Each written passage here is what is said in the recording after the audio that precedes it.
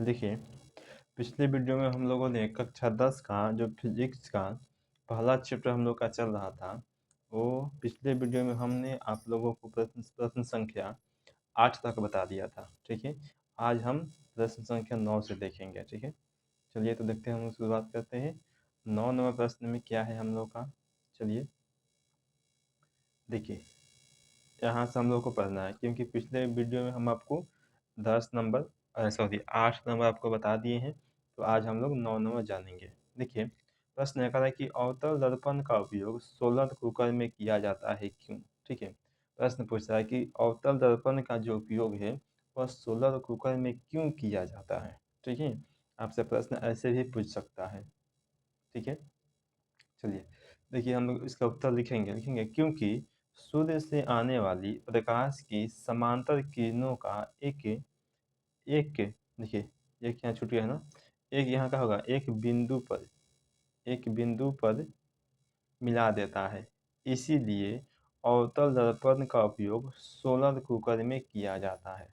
ठीक है, क्या हुआ कि जो सूर्य की प्रकाश है, ठीक है, यानी कि जो सूर्य से आने वाली प्रकाश है वह सभी प्रकाश को क्या करेगा, किसी एक बिंदु पर, देखिए यहाँ पर, यानी किसी एक बिंदु पर ला देता है। ठीक है, इसीलिए सोलर कुकर में अवतल दर्पण का उपयोग किया जाता है। ठीक है, चलिए अगला प्रश्न है हमारे पास 10 नंबर। देखिए, प्रश्न है, कह रहा है कि गाड़ियों के हेडलाइट में अवतल दर्पण का उपयोग किया जाता है, क्यों किया जाता है। ठीक है, चलिए इसका भी उत्तर लिखेंगे। हम लोग लिखेंगे, जब प्रकाश की किरण को फोकस से भेजा जाता है तो वह प्रधान अक्ष के समांतर हो जाती है। इसी गुण के कारण अवतल दर्पण का उपयोग गाड़ियों के हेडलाइट में किया जाता है। देखिए क्या कर रहा है कि जब प्रकाश की जो किरण है उसको अगर हम फोकस से होकर भेजेंगे तो वह क्या होगा कि वह सीधा सीधा एकदम समांतर हो जाएगा। किसके समांतर, तो प्रधान अक्ष के समांतर हो जाएगा। इसीलिए क्या किया जाता है कि गाड़ियों के हेडलाइट में अवतल दर्पण का उपयोग किया जाता है, ताकि जो लाइट है वह बिल्कुल स्ट्रेट जाए, सीधे जाए। चलिए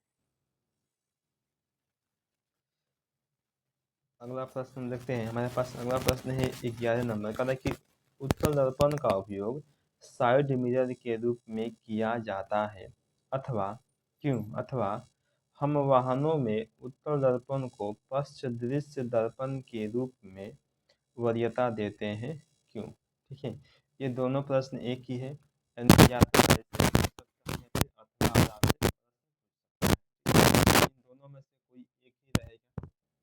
चलिए उत्तर लिखेंगे। हम लोग लिखेंगे, क्योंकि उत्तल दर्पण हमेशा वस्तु का प्रतिबिंब सीधा और छोटा बनाता है, जिसके कारण ड्राइवर को अपने पीछे के क्षेत्र देखने में आसानी होता है। ठीक है, यही कारण है कि क्या होता है, तो साइड मिरर के रूप में उत्तल दर्पण का उपयोग किया जाता है। ठीक है, चलिए ये अगला प्रश्न हमारे पास है 12 नंबर, मोस्ट वीवीआई प्रश्न है। ठीक है, प्रश्न है कि अवतल दर्पण और उत्तल दर्पण में अंतर लिखें। देखिए, अवतल दर्पण और उत्तल दर्पण में हमें अंतर लिखना है। तो लिखेंगे लिखेंगे एक तरफ लिखेंगे उत्तल दर्पण और दूसरी ओर अवतल दर्पण। इसका फोकस धनात्मक होता है। उत्तल दर्पण का जो फोकस होता है वह धनात्मक होता है और इसका फोकस ऋणात्मक होता है। ठीक है, यानी कि ये होता है माइनस और ये होता है प्लस, यानी कि ये पॉजिटिव हो गया और ये निगेटिव हो गया। ठीक है, दूसरा क्या है कि इसका परावर्तक सतह उठा हुआ रहता है। ठीक है, और इसका परावर्तक सतह अंदर की ओर दबा हुआ रहता है। ठीक है, चलिए देखिए अगला हो जाएगा, इसमें केवल काल्पनिक प्रतिबिंब बनता है, लेकिन इसमें वास्तविक एवं काल्पनिक दोनों प्रतिबिंब बनता रहता है। चलिए देखिए अगला है चौथा, कि इसमें बना प्रतिबिंब वस्तु के आकार से छोटा होता है और इसमें बना प्रतिबिंब बड़ा, छोटा या बराबर तीनों हो सकता है। इसे अपसारी दर्पण कहते हैं और इसे अभिसारी दर्पण कहते हैं। इसे अपसारी कहते हैं और इसे अभिसारी दर्पण कहते हैं। चलिए अगला प्रश्न देखते हैं। 13 नंबर हमारे पास प्रश्न है कि समतल, अवतल तथा उत्तल दर्पण की पहचान बिना स्पर्श किए कैसे करते हैं। ठीक है, समतल दर्पण, अवतल दर्पण और उत्तल दर्पण की अगर हमें पहचान करना है, उसको स्पर्श नहीं करना है, ठीक है, लेकिन देख लेना है। ठीक है, देख करके हमें पहचान करना है, तो कैसे करेंगे। ठीक है, चलिए हम लोग सबसे पहला देखते हैं। समतल दर्पण लिखेंगे, जिस दर्पण के सामने वस्तु का प्रतिबिंब सीधा तथा बराबर बनता है वह समतल दर्पण होगा।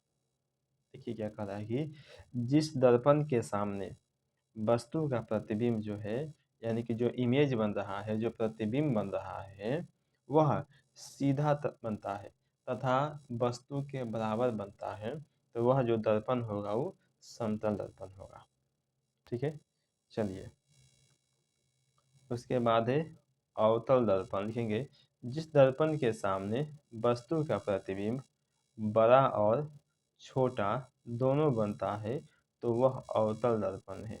ठीक है, अगर बड़ा बनता है और छोटा बनता है तो वह क्या है, तो अवतल दर्पण है। ठीक है, अब लिखेंगे उत्तल दर्पण, जिस दर्पण के सामने वस्तु का प्रतिबिंब हमेशा छोटा भी बनता है, तो वह क्या होगा, उत्तल दर्पण होगा। अगर छोटा बनता है तो उत्तल होगा। ठीक है, और छोटा और बड़ा दोनों बनता है तो अवतल होगा, और बराबर बनता है तो समतल होगा। ठीक है, चलिए अगला प्रश्न देखते हैं। 14 नंबर का कि पानी से भरे टब यानी गिलास के तली पर रखा हुआ सिक्का हमें ऊंचा उठा हुआ दिखाई पड़ता है, ऐसा क्यों। चलिए उत्तर लिखेंगे, यह प्रकाश के अपवर्तन के कारण होता है, क्योंकि जब प्रकाश सघन माध्यम से विरल माध्यम में प्रवेश करती है तो अभिलंब से दूर हट जाती है। ठीक है, इसीलिए सिक्का जो है हमें उठा हुआ प्रतीत होता है। ठीक है, चलिए अगला प्रश्न देखते हैं हम लोग। अगला प्रश्न है हमारे पास 15 नंबर का है कि आवर्धन किसे कहते हैं। ठीक है, यह उत्तर की प्रतिबिंब की ऊंचाई और वस्तु की ऊंचाई के अनुपात को क्या कहा जाता है, तो आवर्धन कहते हैं। ठीक है, चलिए अगला प्रश्न हमारे पास है 16 नंबर का है कि पार्श्विक विस्थापन से आप क्या समझते हैं। अगर कि पार्श्विक विस्थापन से आप क्या समझते हैं, तो लिखेंगे कि कांच के स्लैब से निकलने वाली निर्गत किरण तथा आपतित किरण, निर्गत किरण यानी कि निकलने वाली किरण तथा आपतित किरण यानी कि आने वाली किरण के बढ़ाए हुए भाग के बीच जो लंबवत दूरी होती है उसे ही पार्श्विक विस्थापन कहा जाता है। यहाँ पे एक एक पार्श्विक होगा, या तो ये होगा या इसको नहीं होगा। ठीक है, पार्श्विक विस्थापन कहते हैं। ठीक है, तो चलिए आज के वीडियो में हम यहीं तक, यानी प्रश्न संख्या 16 तक हम लोग का हो गया। ठीक है, चलिए इसके आगे हम लोग अगले वीडियो में पढ़ेंगे।